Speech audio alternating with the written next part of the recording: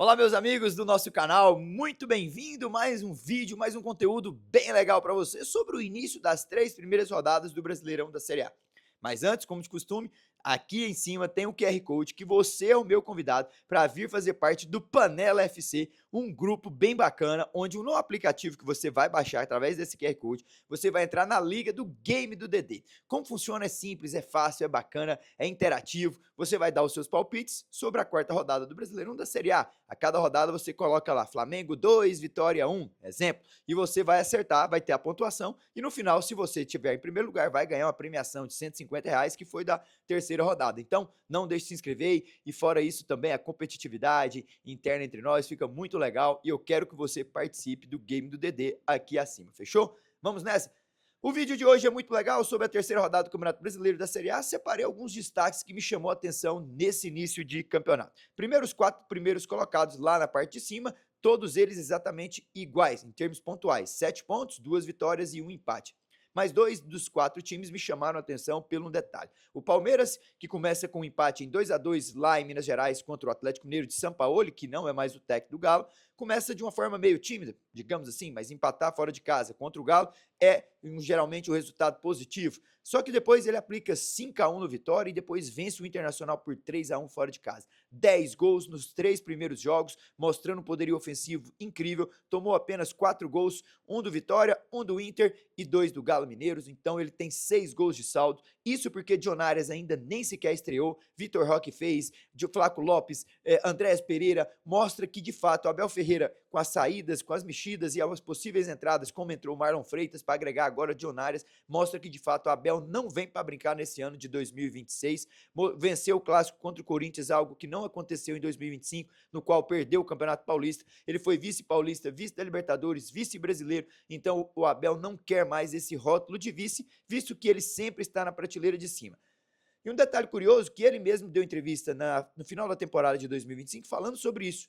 O vice-campeonato no Brasil não é tão comemorado, mas só que, de fato, o Palmeiras sempre está brigando por todos os títulos nas competições no qual está inserido. E foi assim, de fato, e continuará a ser quando ele estiver nesse comando do time alviverde. Abel Ferreira é competente demais, já mostrou isso com as saídas, com as vendas e, de fato, 10 gols já nas 3 primeiras rodadas mostra que o ataque do Palmeiras e o time vai vir muito, muito forte nesse Campeonato Brasileiro. Também está inserido no Campeonato Paulista muito forte e também nas competições que irá disputar. Palmeiras, olho nele, que vai ser sim, sem sombra de dúvidas, um time a ser falado nessa temporada e não vai para brincar. Abel já disse isso. O São Paulo também, 5 jogos sem perder, depois da entrevista curiosa do Crespo, que ele falou que o São Paulo entraria no Campeonato Brasileiro para brigar pela permanência, o time do São Paulo, de fato, colecionando 5 vitórias consecutivas, 4 delas dentro do Morumbi, fazendo dali o seu castelo, a sua fortaleza, tentando apagar o desalento que foi em 2025, eliminação para a LDU nas quartas de final da Conmebol Libertadores, um Campeonato Brasileiro muito ruim, não conseguindo vaga para a pré-Libertadores. Enfim, o São Paulo esse ano parece também ter nos pés do Lucas Moura, que está tendo mais atividade, não está tanto tempo no departamento médico, está competindo, já tem um gol, uma assistência em 3 rodadas, 2 gols e uma assistência em 3 jogos no Campeonato Brasileiro. Jonathan Calleri também já saiu do departamento e voltou, ele tem total importância não só dentro de campo, mas também no vestiário desse time do São Paulo. Então você vê que jogadores e peças importantes estão mais propícias a entregar de fato para esse São Paulo nessa sequência da competição do Brasileiro e do Paulista, e eu vejo o São Paulo aí não vindo para brigar na parte de baixo, como disse o Crespo, às vezes foi só uma sátira ali, uma palavra mal colocada, mas querendo ou não, ele tirou o foco um pouco do São Paulo e está lá brigando com os times na parte superior. Bahia venceu 2 jogos fora, Vasco e Corinthians, e empatou com o Fluminense, que também o Fluminense empatou só com o Bahia, venceu o Grêmio e o time do Botafogo na última rodada. São os 2 times que também têm 7 dos 9 pontos disponíveis, disputados até o momento. Bahia de Rogério Ceni está mostrando muito força fora de casa, está mostrando um time organizado. Luciano Juba sendo evidência nesse time. Tem um meio campo muito forte, tem o goleiro Ronaldo que fez várias defesas na estreia contra o Corinthians, também contra o Vasco fechou o gol. É um time que a gente tem que ficar atento. O Bahia que na temporada passada figurou sempre entre os 6 melhores colocados do Brasileirão, é um dos grandes times do Nordeste e o Bahia vem através do Grupo City, vem para brigar de fato lá na parte de cima. No mínimo ele vai querer Conmebol Libertadores de novo, e o Bahia também é um time para a gente ficar atento, assim como o Fluminense, que nas mãos do Zubeldia já demonstrou uma clara melhora no final de 2025 e agora no Campeonato Carioca está bem, no Brasileirão está invicto e vem aí venceu o Clássico contra o Botafogo por 1-0, venceu o Grêmio na estreia, que querendo ou não, é um time complicado nesse Brasileirão, mesmo oscilando ali, vem crescendo nas mãos do Luiz Castro também, que é um bom treinador, e agora ele empatou com o Bahia, que os dois times se igualaram em termos de força e competitividade. Esses 4 na prateleira de cima, mas quem pode estar lá e deve chegar também com o tempo é o Flamengo, que começou muito mal, mas o Flamengo, eu quero fazer uma análise mais sucinta, porque o Flamengo, dia 18 de dezembro, ele estava jogando contra o Paris Saint-Germain lá do outro lado do mundo. E fora a temporada desgastante que foi no Brasileiro, na Conmebol Libertadores, desgaste mental, desgaste físico, tendo que se provar sempre, é um time muito forte financeiramente, um time com vários jogadores, tanto o 11 quanto os jogadores de banco de suplência, e perdeu a final para o Paris Saint-Germain nos pênaltis, algo que poderia perfeitamente ter vencido, só que eles encurtaram as férias dos jogadores, encurtaram em 9 dias apenas de preparação, onde o jogador volta acima do peso, onde o jogador volta ainda com a cabeça na temporada passada, volta num ritmo mais lento, buscando ganhar força, buscando ganhar aceleração, trabalho de velocidade, percentual de gordura, e com 9 dias eles já estavam concentrando para entrar em campo contra o Vasco, o maior rival do time carioca dentro lá do estado do Rio e também no cenário nacional. E entraram porque havia necessidade, que o time corria um risco de queda no Campeonato Carioca. Ou seja, acelerar processos nunca é tão fácil e nunca parece ser benéfico para ainda mais times de futebol. Acelerar processos na vida não é bom, ainda mais no futebol. Aceleraram esse processo, eles venceram o Vasco por 1-0, mas ali mascarou muita coisa, porque depois viria uma sequência difícil. Viria a estreia no Campeonato Brasileiro contra o São Paulo, viria a decisão na Supercopa contra o Corinthians, viria depois também mais um jogo dentro de casa contra o Internacional, viria outro clássico contra o Fluminense pelo Campeonato Carioca, times que já estavam mais preparados, times que não disputaram em dezembro competição, times que puderam dar prazo de 3 semanas e meia, mais ou menos, de férias para os seus jogadores, times que tiveram um calendário tranquilo de férias, uma readaptação física, uma readaptação alimentar, uma readaptação de pré-temporada para os seus jogadores, conseguiram ter um protocolo melhor do que o Flamengo e sobressaíram dentro de campo, isso foi notório. O Flamengo tomou gol em todos esses jogos que eu citei, tomou gol do Inter no empate em 1-1 em casa pelo Brasileiro, tomou 2 gols de virada do São Paulo dentro do Morumbi, tomou 2-0 do Corinthians na decisão da Supercopa. São times que estavam melhor fisicamente, melhor preparados mentalmente, e não aceleraram o protocolo como o Flamengo teve a necessidade de acelerar. A verdade é que ele venceu um jogo em 3 nesse Campeonato Brasileiro, empatou com o Inter, perdeu para o São Paulo na estreia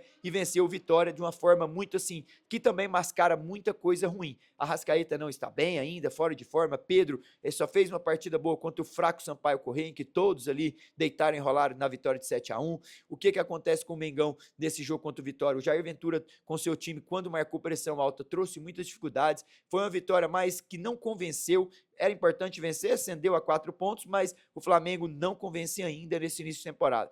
É muito calendário, são muitos jogos, é carioca, é brasileiro, agora vai ter a pausa, porque tem a pré-Libertadores, o Flamengo não está inserido, aí dá um tempo a mais para os jogadores começarem a buscar essa tal competitividade, buscar essa tal força, esse mental, estar focado na temporada longa e desgastante que vem aí. Tem um elenco robusto, trouxe uma contratação de 42 milhões de euros, que foi a de Lucas Paquetá, é um jogador que se identifica com a torcida, com o time, também não se encaixou ainda, mas precisa de tempo, porque os jogadores ao lado dele não estão com o mesmo perfil dele. O Paquetá, que vem de uma temporada já na metade lá na Europa, ele chega na metade, 50% andando e olha para trás, os caras estão iniciando uma linha de início de temporada, mas só que o Paquetá almeja estar na seleção brasileira, então ele precisa de forma mais rápida estar apto, estar tendo destaque nesse Flamengo do que os outros jogadores, porque ele quer buscar um espaço e voltar para o Brasil. Foi essa busca da tal felicidade que ele mesmo citou.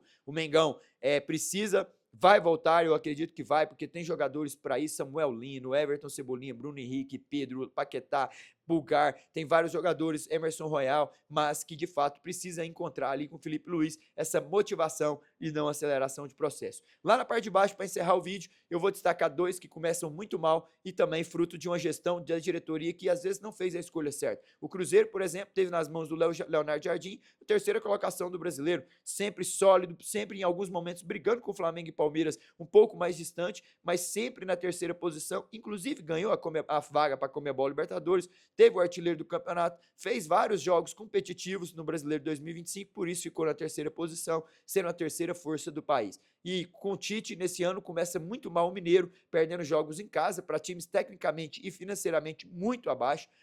Traz o Gerson como uma das grandes contratações, a maior do time celeste, não encaixou ainda, e o Cruzeiro tem um meio campo muito bom, Matheus Pereira é bom, o Gerson é muito bom, já mostrou isso, que também volta ao Brasil para buscar uma vaga nessa seleção, mas nas mãos do Tite parece que o sistema antigo, aquele sistema da velha guarda, não se encaixa. Tomou 4-0 na estreia, 4-0 na estreia do Campeonato Brasileiro, Botafogo lá no Rio de Janeiro, vem para dentro de casa, perde para o Coritiba por 2-1 de virada dentro do Mineirão, é impensável isso para um time igual o Cruzeiro, e depois empata com o Mirassol nos minutos finais, aonde sai vencendo, toma virada de novo, olha só, mais uma virada no Brasileirão, e Caio Jorge faz o seu primeiro gol apenas na terceira rodada de bola parada.